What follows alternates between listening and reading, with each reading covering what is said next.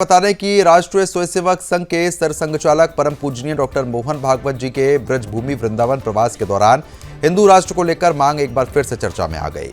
इसी क्रम में श्री कृष्ण जन्मभूमि ईदगाह विवाद मामले के प्रमुख हिंदू पक्षकार दिनेश फलाहारी महाराज ने संघ प्रमुख परम पूजनीय डॉक्टर मोहन भागवत जी को एक पत्र लिखकर भारत को हिंदू राष्ट्र घोषित करने की मांग कर दी। दिनेश महाराज ने ये पत्र अपने रक्त से लिखने का दावा किया, जिसमें उन्होंने कहा कि ये मांग 125 करोड़ हिंदुओं की भावनाओं से जुड़ी हुई है। पत्र में उन्होंने तर्क दिया कि जिन देशों में मुस्लिम जनसंख्या तेजी से बढ़ रही है, वहां पर अस्थिरता, हिंसा और लोकतांत्रिक मूल्यों को कमजोर होने की घटनाएं लगातार सामने आ रही हैं और कई देशों में इस्लामिक शासन की स्थिति बनी है।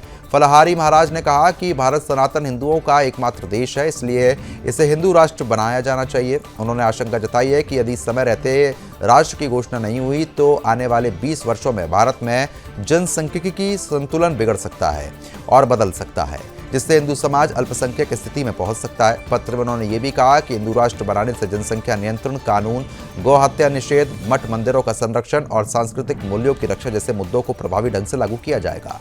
उनके अनुसार उससे राष्ट्रीय स्वयंसेवक संघ की अखंड भारत और विश्व गुरु भारत के लक्ष्य को भी बल मिलेगा।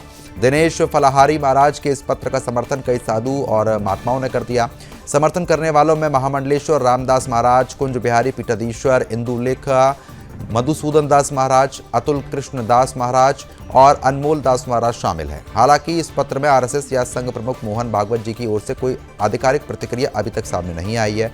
ये मुद्दा धार्मिक, सामाजिक और राजनीतिक हलकों में चर्चा का विषय है।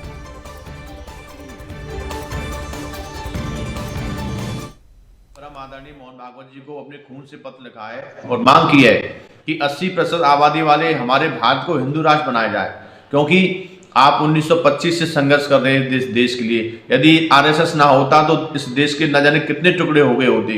तो अब हमारी मांग है कि हिंदू राष्ट्र बनने से जनसंख्या नियंत्रण पर रोक लगेगी, हमारे देश में गौ माता की हत्या बंद हो जाएगी, क्योंकि हिंदू राष्ट्र बनने से जो विधर्मी मानसिकता के लोग हैं, जो 12-12 बच्चे पैदा करके हमारे देश को नरक बनाना चाहते हैं, उनसे निजात मिलेगी, घुसपैठ रुकेगी, जो विदेशी ताकतें हैं वो हमारे हिंदुस्तान में आने से डरेंगी, क्योंकि विदेशों में यह षड्यंत्र चल रहा है कि हिंदुस्तान को किस प्रकार नरक बनाया जाए, हिंदुस्तान को किस प्रकार बर्बाद किया जा रहा है। यहाँ गुरुकुल पद्धति लागू होगी तो गुरुकुल पद्धति लागू होने से हमारे हिंदुस्तान की जो जनसंख्या है, जो सनातनी हिंदू हैं, वे राम और श्री कृष्ण की परंपरा से चलेंगे तो हमारा हिंदुस्तान दोबारा सोने की चिड़िया बन जाएगा। 80% भारत हिंदुस्तान में हिंदू हैं और फिर भी हिंदू राष्ट्र की बात नहीं होती है। आप बताइए, जहां मुस्लिम अधिक हैं